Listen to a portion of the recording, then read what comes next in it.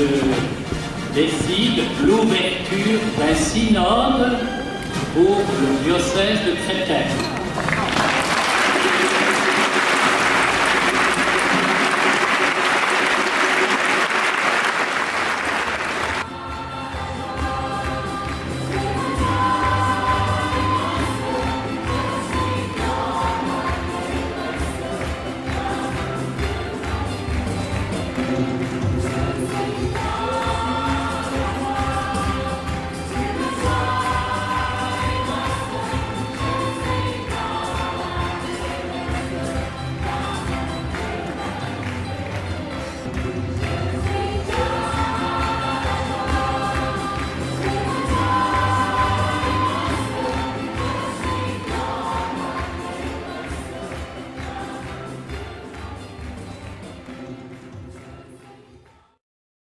Si je devais m'adresser comme si l'évêque était devant moi, je lui dirais peut-être que vous devriez faire en sorte que les jeunes ne se désolidarisent pas trop de l'église, que ça puisse quand même être un référent, un lieu, quelqu'un qui puisse nous aider, mais pour cela peut-être évoluer plus avec la société et proposer des projets peut-être qui... se sentir proche en fait du jeune en se mettant à son niveau, à son échelle entre guillemets, et voilà, proposer des projets qui puissent lui plaire et qui sont réalisables aujourd'hui dans notre société avec toutes ces évolutions et ces changements. J'aimerais simplement que l'Église soit plus vivante, qu'elle soit plus accessible aux jeunes, qu'elle soit plus accessible à certaines activités, que l'on soit comme une famille universelle et internationale.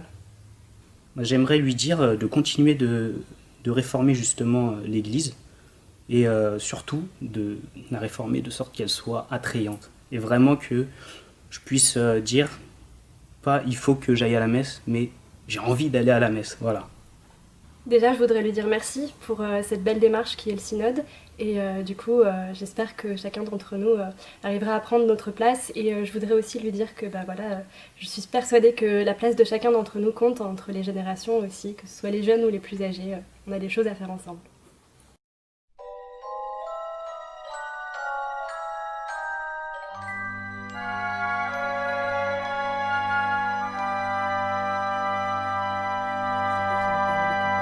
On a tous la charge de prendre soin des autres et on doit tous prendre le temps en fait de pouvoir prendre soin des autres, et que nous tous, avec le peu qu'on a, on peut faire de grandes choses.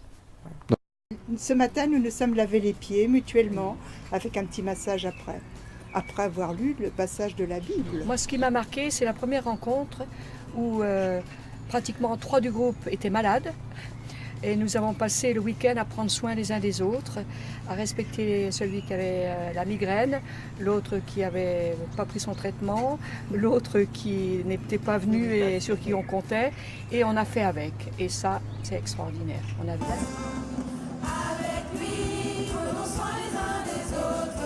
Avec lui, Jésus. Avec lui, partageons la bonne nouvelle. Dans la joie, dans la joie de l'Esprit du Seigneur. Dans la joie, dans la joie, dans la joie de l'Esprit du Seigneur. Je vous donne un monde nouveau.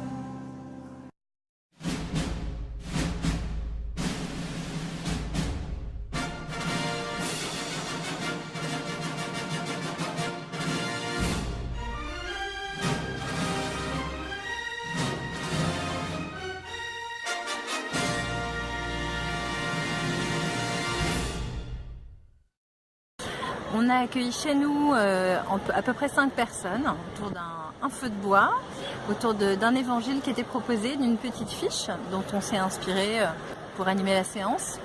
On a un petit peu improvisé aussi. Voilà, ce qu'il en est ressorti, c'est que les échanges étaient quand même assez profonds, assez divers. Les personnes se sont beaucoup livrées sur des choses assez intimes. Voilà, et puis on a ressenti chez chacun une forte quête de Dieu. Donc on a été très agréablement surpris. Voilà, et à noter également que les participants ne fréquentaient pas tous les églises du secteur, que certaines personnes qui d'habitude ne viennent pas à l'église le dimanche étaient présentes, donc preuve que ce genre de rencontre peut attirer des chrétiens en devenir, ou en tout cas des gens qui se sont éloignés de l'église. Voilà. Voilà. À vous. À vous.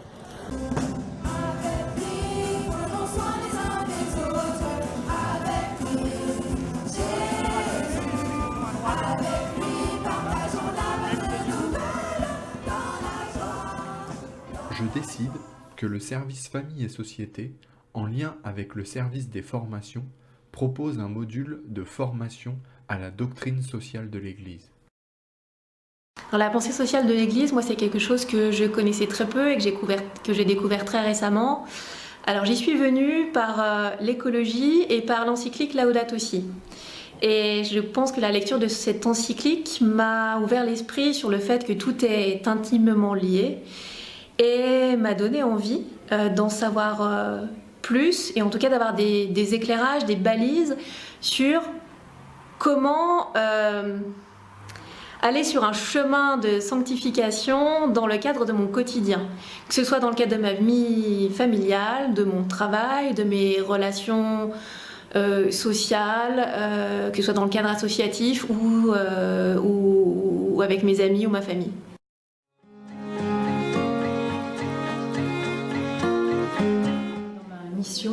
J'étais ravie de pouvoir proposer ça aux catéchistes du secteur, parce que la formation est essentielle, nourrissante, et puis voilà, on a vécu la lecture ensemble.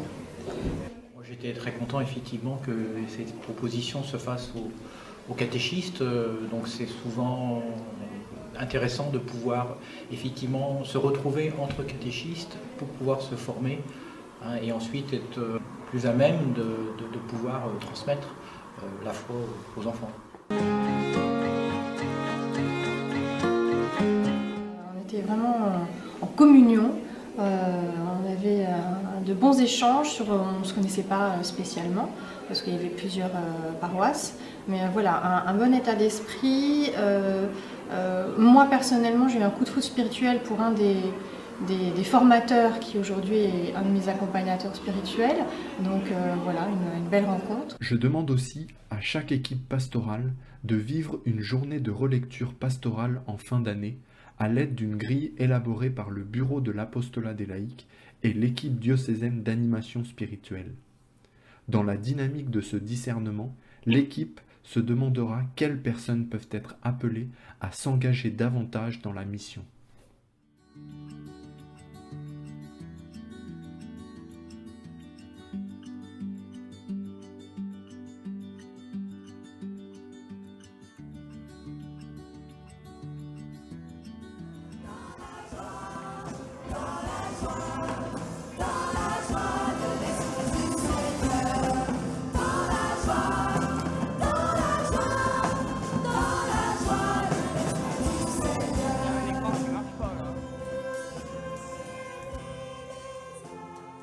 Je décide de créer un service de la pastorale des quartiers populaires avec le soutien du Conseil de la mission ouvrière et du Conseil de la solidarité.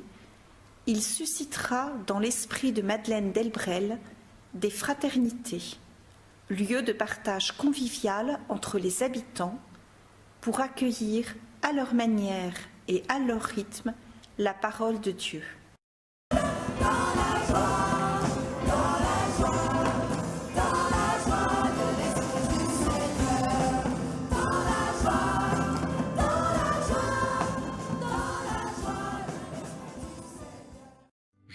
que des personnes soient appelées et formées pour veiller à la qualité de l'accueil lors des célébrations, avec une attention particulière aux nouveaux venus, aux personnes en situation de handicap.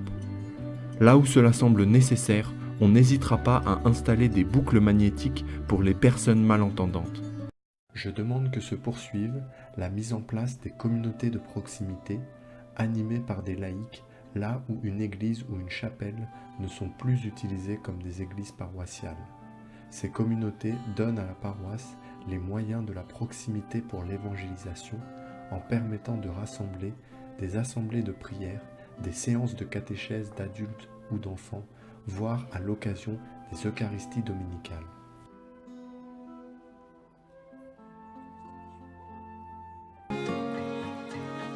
Il s'agissait de plusieurs rendez-vous avec les futurs mariés, avec les prêtres, les diacres.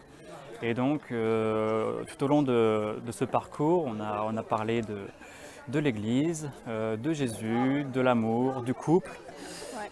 Et on a pris beaucoup de plaisir à échanger avec des futurs mariés. On a passé toute la journée ensemble avec tous les couples, avec les prêtres. Et on a mangé ensemble, on a fait des jeux ensemble, on a chanté ensemble. C'était vraiment une journée de partage, conviviale. On s'est écouté, on a parlé. C'était vraiment un moment de partage, vraiment.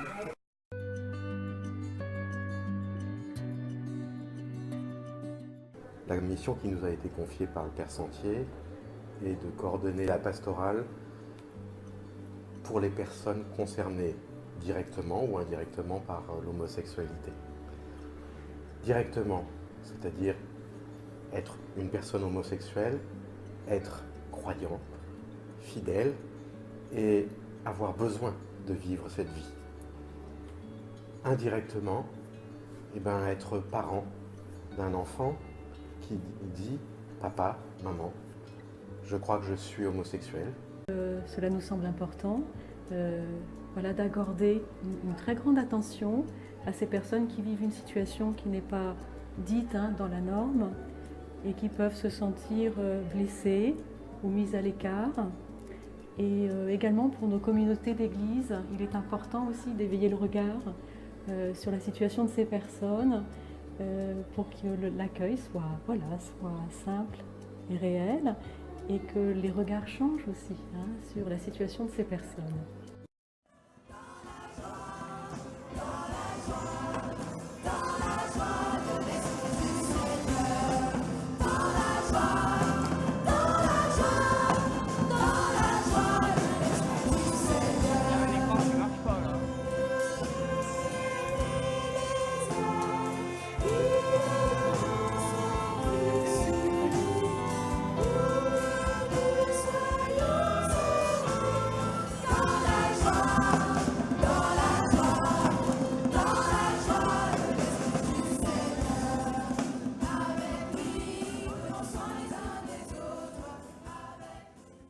Je demande à chaque équipe d'animation paroissiale, en lien avec les coordinateurs de la pastorale des enfants et des jeunes et les équipes liturgiques, de prévoir la célébration d'au moins une Eucharistie mensuelle préparée et animée avec les enfants et les jeunes.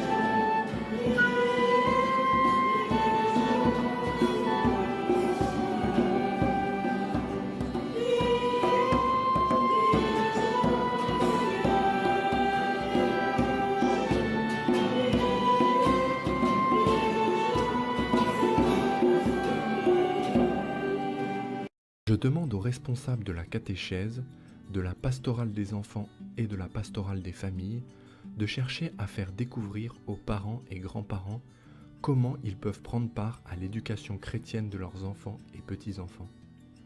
À cette fin, on recourra avec profit au livre « Prier ensemble à la maison ».